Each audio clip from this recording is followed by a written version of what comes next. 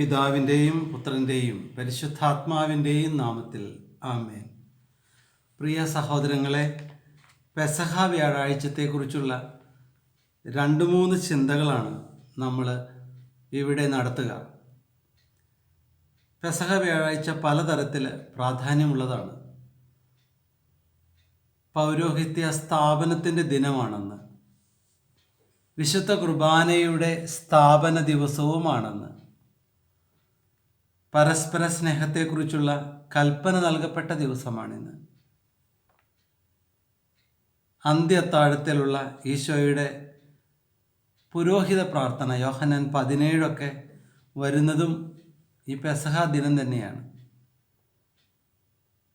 ഗെത്സമനിയിലെ പ്രാർത്ഥന ഈ ദിവസമായിട്ട് ബന്ധമുണ്ട്. പാദം കഴുകൽ അതും പെസഹ വ്യാഴാഴ്ചത്തേതാണ്. അങ്ങനെ പല കാര്യങ്ങൾ പ്രാർത്ഥനയ്ക്കും ധ്യാനത്തിനും വിഷയമാക്കാവുന്ന മനോഹരമായൊരു ദിവസമാണ് പെസഹ വ്യാഴം. നമ്മൾ 3 കാര്യങ്ങളെക്കുറിച്ചുള്ള പരിചിന്തനങ്ങൾ മാത്രമാണ് ഇവിടെ നടത്തുക. ഗെത്സമനിയിലെ പ്രാർത്ഥന നമ്മളൊരു പ്രാർത്ഥനയ്ക്ക് വിഷയമാക്കുകയാണ്. അന്ധകാര ശക്തികളുമായിട്ടുള്ള ഏറ്റുമുട്ടൽ നടക്കുന്ന ഈശോയുടെ പീഡാസഹനത്തിൻ്റെ നിമിഷങ്ങൾ, അവിടെ ഈശോ പ്രാർത്ഥിക്കുന്നത് കാണാം. ആ പ്രാർത്ഥനയുടെ എല്ലാ വശങ്ങളിലേക്കും നമ്മൾ കടക്കുകയല്ല. ഈശോ പ്രാർത്ഥിക്കുമ്പോഴുള്ള ഈശോയുടെ ശാരീരിക നിലപാട്, പോസ്ചർ നമുക്ക് ശ്രദ്ധിക്കാം. മത്തായിയുടെ സുവിശേഷത്തിലും മർക്കോസിൻ്റെ സുവിശേഷത്തിലും 26 അധ്യായത്തിൽ 14 അധ്യായത്തിൽ he through himself down on the earth, he through himself down on the ground. സാഷ്ടാംഗം വീണാണ് ഈശോ പ്രാർത്ഥിക്കുക. ഇതേ പോസ്ചർ നമ്മുടെ ആരാധനാക്രമത്തിൽ നമ്മൾ നടത്തുന്നുണ്ട്. ദുഃഖവെള്ളിയാഴ്ച വൈദികൻ ഈ പോസ്ചർ ശുശ്രൂഷയുടെ ആരംഭ ഭാഗത്ത് സ്വീകരിക്കുന്നുണ്ട്. സാഷ്ടാംഗം വീണ് പ്രാർത്ഥിക്കുന്നുണ്ട്. വീണ്ടും തിരുപ്പട്ട വേളകളിൽ മെത്രാൻ പട്ടം കൊടുക്കുമ്പോഴും വൈദിക പട്ടം സ്വീകരിക്കുമ്പോഴും ഈ സാഷ്ടാംഗം വീണുള്ള പ്രാർത്ഥന നമ്മൾ കാണുന്നുണ്ട്. It assumes the posture of complete submission. അതിൻ്റെ അർത്ഥം അതാണ്. എന്നാൽ ലൂക്കായുടെ സുവിശേഷത്തിലേക്ക് വന്നാലോ, ഈശോ പ്രാർത്ഥിച്ചത് മുട്ടിന്മേൽ വീണു പ്രാർത്ഥിച്ചു എന്നാണ്. ഈശോ മാത്രമായിരുന്നില്ല, വിശുദ്ധ ലൂക്കായുടെ നടപടി പുസ്തകത്തിലും നമ്മൾ എസ്തപ്പാനോസിൻ്റെ പ്രാർത്ഥന 7 അധ്യായത്തിൽ പത്രോസ് തബീത്തയെ പുനർജീവിപ്പിക്കുന്ന രംഗത്തിൽ, പൗലോസിൻ്റെ പ്രാർത്ഥനകളിൽ ഒക്കെ നമ്മൾ മുട്ടുകുത്തിയുള്ള അവരുടെ പ്രാർത്ഥന കാണുന്നുണ്ട്. ഇപ്പം നമ്മളും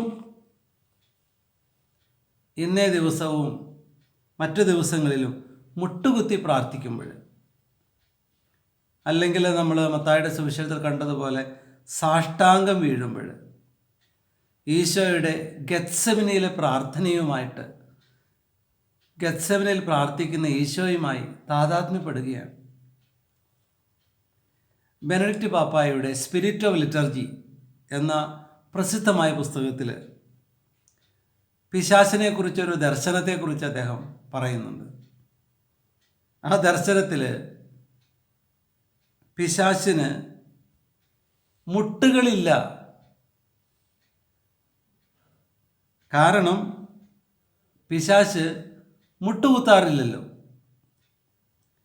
അതുകൊണ്ട് അദ്ദേഹം പറയുകയാണ്, മുട്ടുകുത്താൻ കഴിയാതിരിക്കുക എന്നത് പൈശാചികത്വത്തിൻ്റെ കാതലായി കാണുന്നു.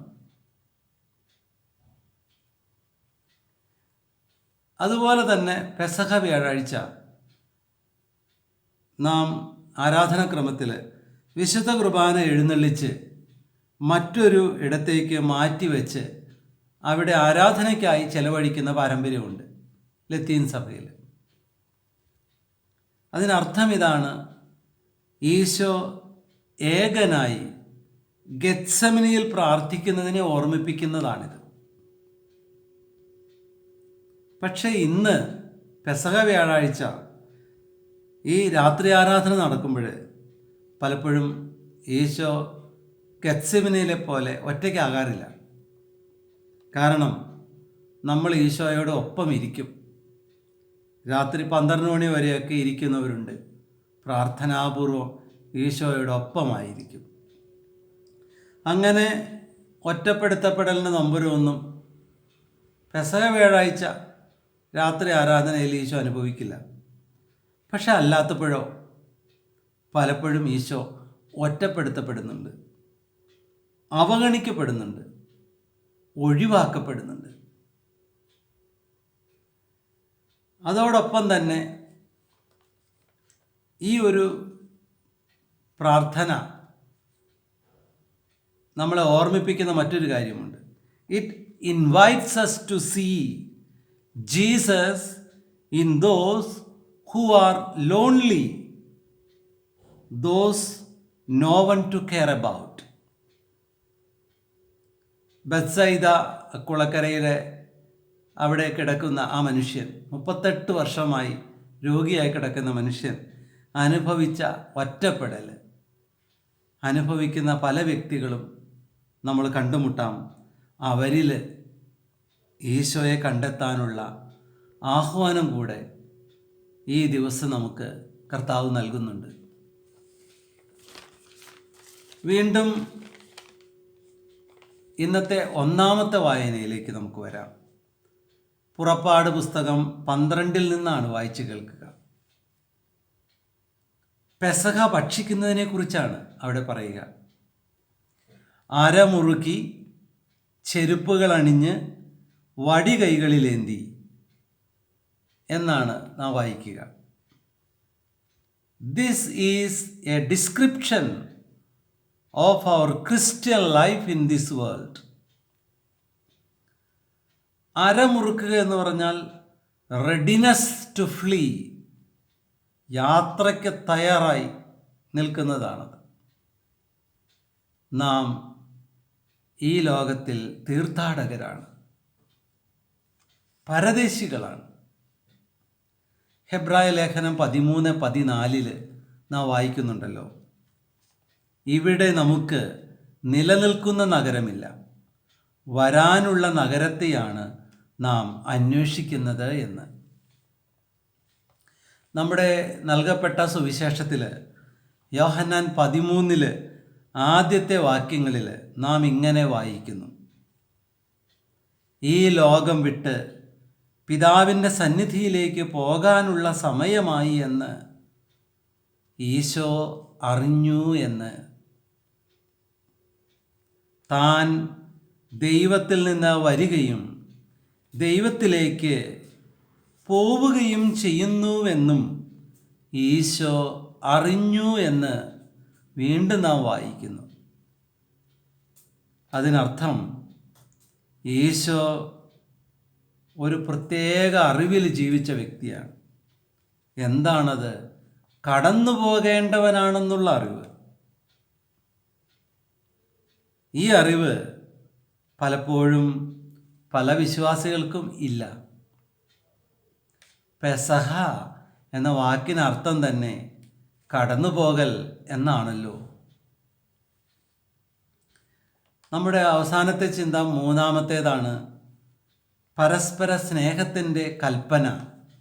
യോഹന്നാൻ 13 33, 34, 35 വാക്യങ്ങളിൽ നമ്മൾ വായിക്കുന്നുണ്ട്. നമ്മൾ അതിൻ്റെ പശ്ചാത്തലം മാത്രം ഒന്ന് കാണുകയാണ്. ഈ സ്നേഹത്തിൻ്റെ കൽപ്പന ഈശോ കൊടുക്കുന്ന പശ്ചാത്തലം ഈശോ ഈ ലോകത്തിൽ നിന്ന് വിട പറയുന്ന വേളയിലാണ്. അതിൻ്റെ അർത്ഥം ഈശോയുടെ ശാരീരിക സാന്നിധ്യം അവസാനിക്കാൻ പോവുകയാണ്. ഈ പശ്ചാത്തലത്തിൽ സ്നേഹത്തിൻ്റെ കൽപ്പന കൊടുക്കുമ്പോൾ അതിനർത്ഥം ഇതാണ്: സ്നേഹിക്കുന്ന ശിഷ്യ സമൂഹത്തിൽ തുടർന്നും ഈശോ വസിക്കുമെന്ന സൂചന. സ്നേഹിക്കുന്നവരിൽ ഞങ്ങൾ വന്ന് വാസം ചെയ്യും എന്ന് യോഹന്നാൻ്റെ സുവിശേഷം 14-ാം അധ്യായത്തിലും ദൈവം നമുക്ക് വാക്ക് നൽകുന്നുണ്ട്. അപ്പോൾ സ്നേഹിക്കുന്ന വ്യക്തിയും സ്നേഹിക്കുന്ന സമൂഹവും സ്വർഗമായി മാറും. അക്ഷരാർത്ഥത്തിൽ സ്വർഗമെന്നാൽ ദൈവം വസിക്കുന്നിടം എന്നാണല്ലോ. ലത്തീൻ ആരാധനാക്രമത്തിൽ പെസഹ വ്യാഴാഴ്ചത്തെ ആ സ്തോത്രയാഗ കർമ്മത്തിൽ പാടുന്ന ഒരു ഗീതമുണ്ട്. അത് അതിമനോഹരമാണ്. അത് മൊത്തം പാടി വായിച്ച് ധ്യാനിക്കുന്നത് നല്ലതാണ്. ഞാൻ ആദ്യ വാക്യങ്ങൾ മാത്രമാണ് എടുക്കുക. അതിൽ ഈരടി ഇങ്ങനെയാണ്: സ്നേഹമെവിടെ, ഉപവിയെവിടെ, ദൈവമുണ്ടവിടെ. സ്നേഹമെവിടെ, ഉപവിയെവിടെ, ദൈവമുണ്ടവിടെ. ഊബി കാരിത്താസ് എത് ആമോർ, ഈബി ദേവുസ് എസ്ത്. ഊബി കാരിത്താസ് എത് ആമോർ, ഈബി ദേവുസ് എസ്ത്. സ്തുതിപ്പുകളുടെയും ആരാധനകളുടെയും ആരവത്തേക്കാൾ ഈശോയ്ക്ക് ഇഷ്ടം സ്നേഹവും സാന്ത്വനവും ക്ഷമയും ശാന്തതയും കരുതലുമുള്ള വ്യക്തികളും സമൂഹങ്ങളുമാണ്. അതിന് സഹായകമാകുന്നതാകട്ടെ നമ്മുടെ സ്തുതിപ്പുകളും ആരാധനയും എല്ലാം. ദൈവം നമ്മെ അനുഗ്രഹിക്കട്ടെ. പിതാവിനും പുത്രനും പരിശുദ്ധാത്മാവിനും സ്തുതിയായിരിക്കട്ടെ, ആദിയിലെ പോലെ ഇപ്പോഴും എന്നേക്കും. ആമേൻ.